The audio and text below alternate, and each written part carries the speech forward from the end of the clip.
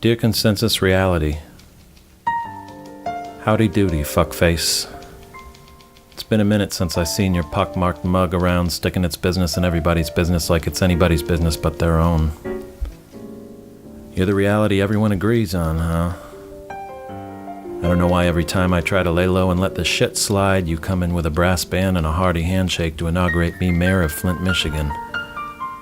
With a shit-eating grin and a big #1 foam finger. Yeah, you're #1 all right, Consensus Reality. #1 with a bullet.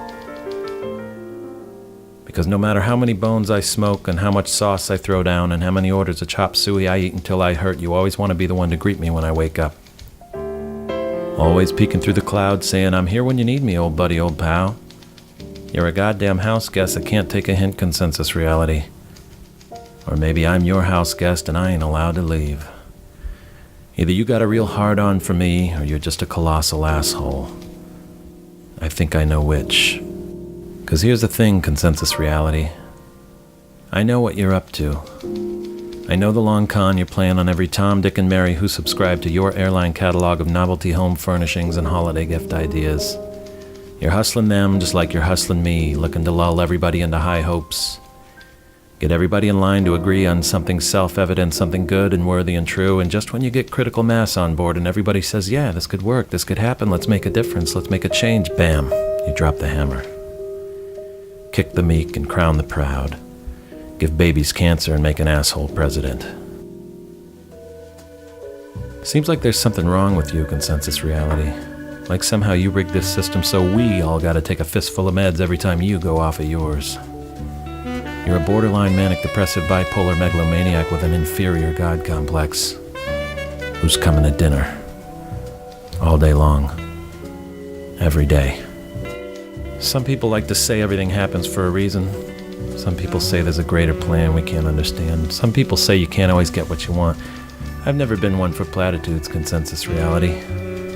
But I've got a hunch you feast on a steady diet of them, and in a pinch you could cook up a whole mess of platitudes to feed a host of starving house guests. Platitudes are tasty, Consensus Reality, especially if you're starving. Consensus Reality, when I was a teenager, I used to go over to a friend's house and his parents had a humorous magnet on the icebox that read, "Keep this kitchen clean, eat out." And his parents thought that was funny because it meant if you go to a restaurant, you don't have to do dishes. Well, you could find a consensus on that being funny. But my buddy and I thought it was funny because eat out is slang for cunnilingus. And maybe his dad would say, hey honey, you want to keep the kitchen clean tonight? And drop a wink, and his mom would know that his dad didn't mean to go to a restaurant.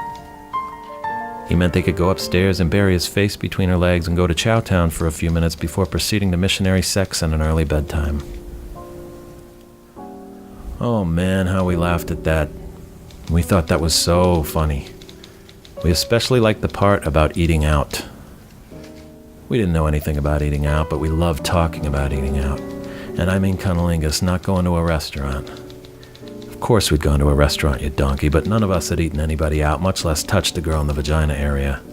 So that made it extra funny to us, laughing about something we didn't know shit about like we were old pros, saying words like the act of speaking them made us experts on the topic, because ignorance breeds hubris and we were teenagers.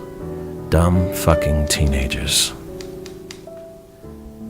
I don't remember what we were talking about, Consensus Reality, but I still love that joke. Keep this kitchen clean. Eat out. Because now I know what the fuck I'm talking about, and I can find my way around a woman's body with the lights out or the lights on. And if I'm a house guest at a feast of useless platitudes of Consensus Reality, I can still turn to my old lady and say, hey honey, you want to keep the kitchen clean tonight? And at first she'll think I'm saying, let's go get dinner, and then she'll see a twinkle in my eye and she'll realize I'm talking about oral sex. Oral sex, Consensus Reality. I don't know what the fuck you're doing with that mean old life of yours, but I'm having oral sex with mine. Sincerely yours, Tony, Tony, Tony.